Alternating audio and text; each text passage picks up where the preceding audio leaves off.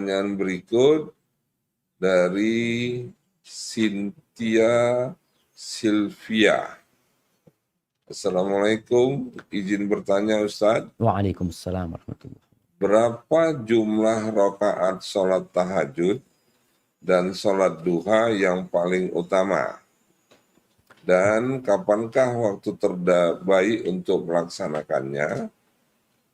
Kedua, apakah yang bisa dilakukan wanita yang sedang haid untuk tetap mendapatkan pahala selama di bulan Ramadan? Dan apakah boleh mengaji Al-Quran? Jazakallahu khair. Tafadhol Ustaz. Masya Allah.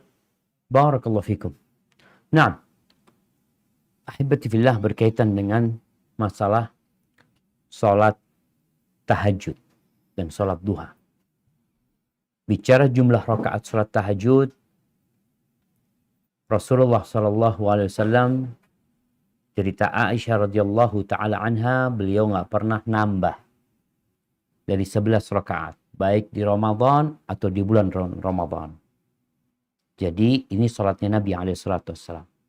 Akan tetapi apakah ini ketetapan dari beliau SAW bahwa nggak boleh lebih dari 11? Tidak. Karena ada hadis di mana Rasulullah SAW ditanya tentang sholat malam, maka jawaban beliau SAW, sholatul lail mathna mathna. Sholat malam itu dua-dua. Fa'idha khasyital fajra, kalau engkau takut masuk waktu subuh, maka hendaklah engkau menutupnya dengan satu witir. Fa'autir biwahidah. Berarti bebas.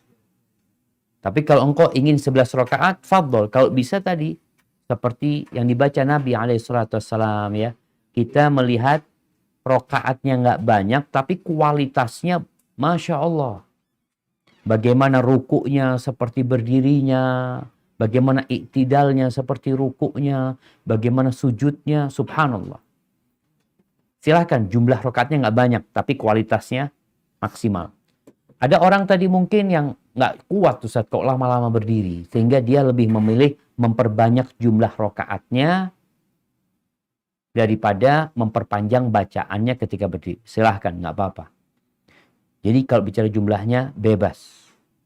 Jumlahnya mau 11, mau 23, mau 33. Mungkin dia sholat dari sejak ba'dal isya, dua-dua. Kalau dua rakaat itu 5 menit, anggap ya. Dia sholat terus, 1 jam udah dapat, ya dapat 6 ya. Oh, 6. Enggak. Dapat 12 sudah jamaah. 12 rakaat. Baik, itu berkaitan dengan sholat tahajud. Waktu yang paling mulia sepertiga malam akhir. Tapi boleh di awal malam, di tengah malam, di akhir malam diperbolehkan. Berkaitan dengan sholat duha, maka sholat duha sama. Dua-dua. Kapan waktu yang paling mulia? Ketika matahari sudah mulai teriknya menyengat. Anak onta itu mulai kepanasan. Jadi anak onta itu pagi itu biasanya masih apa? Masih duduk-duduk ya, jemur, dia berjemur lah. Tapi kalau sudah mulai panas, anak onta itu udah cari naungan biasanya.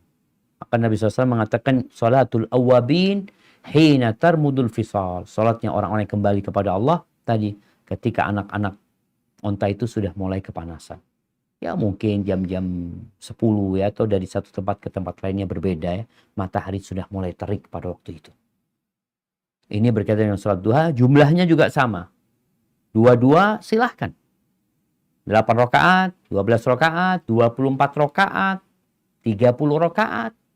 Pokoknya dua-dua dilaksanakannya tanpa ada ganjil. Kalau malam kan ada ganjilnya, kalau siang nggak ada ganjil. Kemudian berkaitan dengan wanita yang haid, apa yang bisa dilakukan? Segala kebaikan, jemaah, segala ketaatan kepada Allah yang tidak terhalang dengan datang bulannya dia. Perempuan yang haid ini nggak boleh sholat, nggak boleh puasa, nggak boleh menyentuh mushaf.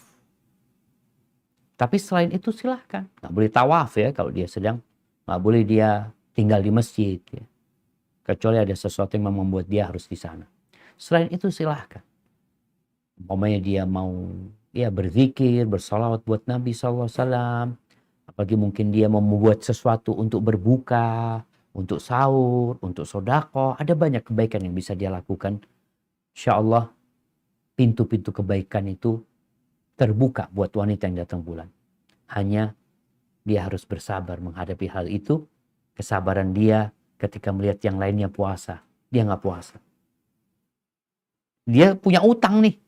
Nanti dia akan berpuasa ketika yang lainnya nggak puasa.